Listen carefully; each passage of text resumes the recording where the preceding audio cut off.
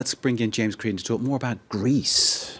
That's Greece right. is the word. Greece is the word, and it's on a lot of headlines and tweets. Let's take a look at some of the buzz over the last 24 hours. Mark, IMF demands Greece debt relief as condition for bailout. That one got everybody talking because weren't they supposedly one of the troika that is intending to... This is a cracking sideline issue, isn't it? That's kind of sidelining everybody now, I suppose. Yeah, well, essentially it means that they don't agree with the deal as it was struck out. It suggests these people don't talk, which seems ludicrous. That's right. Well, it was it came to the wire, I suppose, in Brussels in that closed room deal, and maybe the IMF wasn't particularly in favour of the conditions. IMF stuns Europe with call for massive Greek debt relief.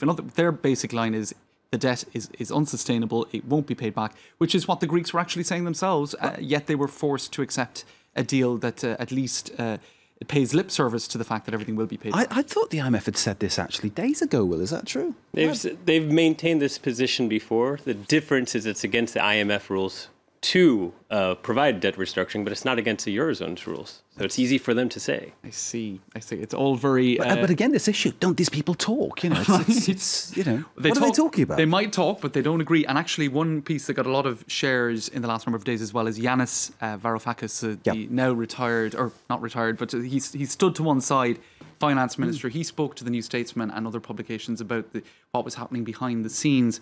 And he had a lot of interesting things to say. One was that essentially Germany did want a Grexit, or at least the finance minister, Wolfgang Schäuble, wanted a Grexit in order to make a very strong statement to France and others, actually, about the Eurozone discipline. In other words, austerity should be respected, and other countries have not been respecting it in the way that the Greeks haven't been respecting it, and we're going to make an example of Greece, and there will be a temporary exit of the Eurozone. Now, they didn't obtain that. He also said in that piece that essentially there was no dialogue, there was no discussion, it was a diktat, and even where points were argued quite sensibly, there was no room for a democratic debate, according to him. And he is now since calling that, it's not the first time it's been said, but he was saying it as early as 2010 during one of the early Greek bailouts, that this is akin to the Versailles Treaty, which of course was very, very... swinging condemnation, isn't it? That's right. Now, so just there's so much on this, it's hard to kind of know where to... I'll try to go through things a little bit quickly. The President of the European Parliament,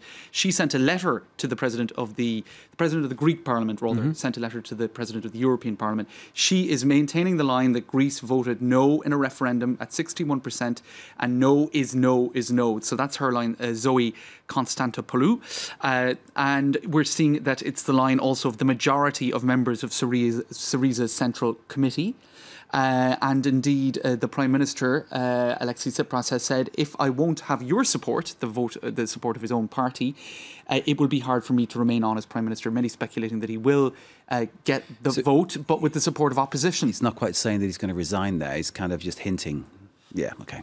It's a messy one. Any case, he's in a difficult position. I sense he's put himself there in many ways, isn't he? Let's take a look at some of the stuff from the streets of Athens, images from the streets of Athens this evening, Mark, coming through on Twitter. You've had the youth wing of the Syriza party out on the streets. You've had actually clashes as well with the security forces in Athens, several arrests. So it is getting slightly messy, and a lot of support, it seems, online, at least in terms of some organised efforts to provide support for that no vote, with hashtags that we've been seeing since last weekend, such as "This is a coup," "We support Greece," "Stop austerity."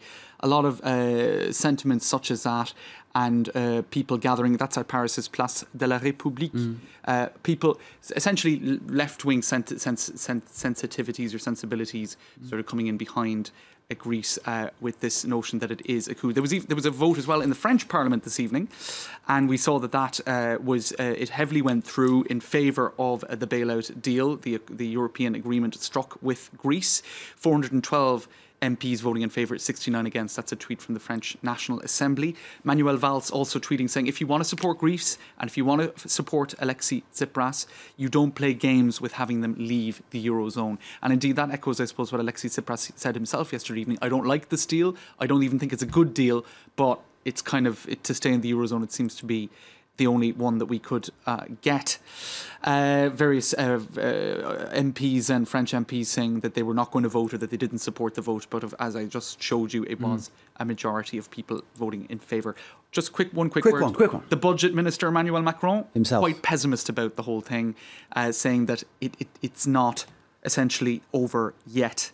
this topic is not over yet. In other words, we'll have to wait and see what happens. Even I knew that. Right. Well done, Monsieur Macron. I think he said a bit more than that. But yeah, go ahead. James Creedon, thank you very much indeed for Media Watch.